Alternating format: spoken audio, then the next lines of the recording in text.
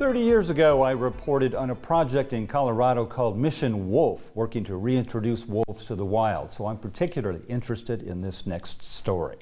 Wolves came close to extinction years ago, but it's a different story now, and one with people on both sides of how to manage the species, including ranchers who want to protect their farm animals. Colleen Bradford-Krantz has more.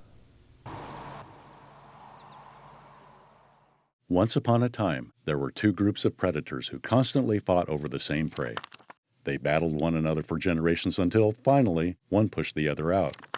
Over time, the winning predators began to miss their enemy. Some helped their former rivals return to the once contested forest and fields. And now, it only remains to be seen if they can live side by side. While it may not read like an old storybook, Michigan wildlife biologist Brian Roll keeps a list on his computer of important wolf dates. We actually, throughout the early 1900s, killed every wolf you see. They were a bounty animal. All the way up to 1956, we felt there was probably fewer than 100 wolves in the Upper Peninsula. And just 4 years later, the whole bounty was actually removed from the state of Michigan.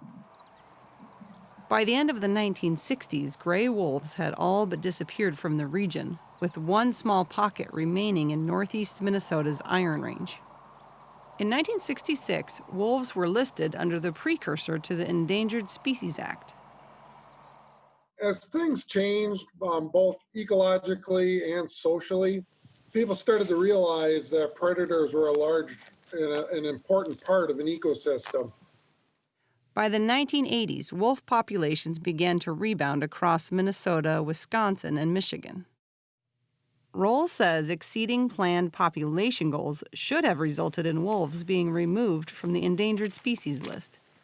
Instead, a series of administrative changes in answering lawsuits have meant the wolf status on the list in Michigan has whipsawed, changing 7 times in an 11-year period. So it's been this yo-yo movement that I don't think has helped wolves. All it does is build this animosity that we can't do anything. We can't protect our own livestock. We can't protect our pets. Roll says when those lawsuits succeed, the rare wolf found hunting lambs or calves can only be dealt with through non-lethal means. Nearly all of those measures eventually stop being effective. If we could empower the farmer to do some of that work, it grants wolves, some approval rating that I can deal with that. But when they're this hands off that even though they're killing cattle, I'm not allowed to kill that wolf, that creates the animosity. And what they do is they tell their neighbor tells their buddy, and then it just snowballs. And so people have this belief that wolves are rampantly killing livestock, which isn't the case. 250 miles away in Minnesota, wolf numbers are climbing and territory is expanding.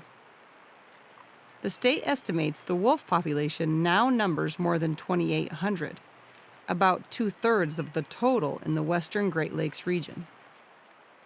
One research team is getting up close and personal in Voyageurs National Park, near International Falls, Minnesota. Their trail camera footage has helped draw attention to the wolves' gradual return. Unlike in Michigan and Wisconsin, wolves in Minnesota are listed as threatened rather than endangered. This allows government officials to use the last resort option of killing a wolf known to be causing repeated problems with livestock.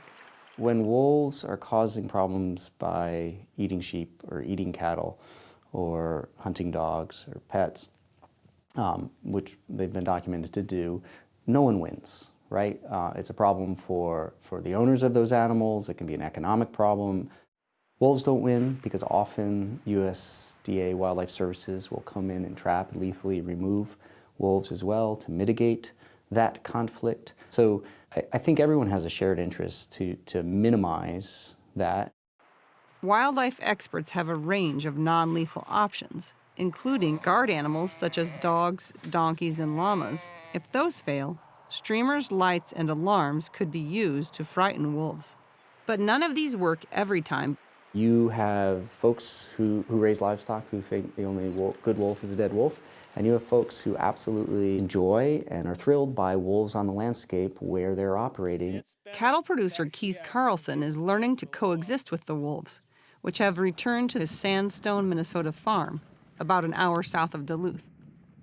As a youngster growing up, if we ever heard of or seen a wolf, it was very, very rare. It was probably in the past 20 years or less that we've started to have to deal with wolves that are in this area. There's many producers or ranchers throughout this area that have had wolf problems within the past 10 years. It seems to have gotten even worse. Carlson says the challenges are offset a bit by government reimbursement for livestock killed by wolves. However, the evidence must be clear that a wolf was responsible. Last summer on our ranch, we had 5 confirmed wolf kills, and I'm saying we had 8, but we couldn't prove the other 3. But we do have agencies that work well with us, help verify that it was a wolf kill. Carlson says Midwest residents are being misled when a population goal is met, but doesn't result in delisting. They all came to an agreement, which that's kind of what's frustrating for us. To me, it opens up attacking the whole Endangered Species Act. And I certainly don't want to see major changes made to the Endangered Species Act because of one species. When you look at wolves in Minnesota, Wisconsin, and Michigan, it should be a celebration of the Endangered Species Act, not used as a tool to keep them perpetually on the list. It's never an easy answer, that's for sure.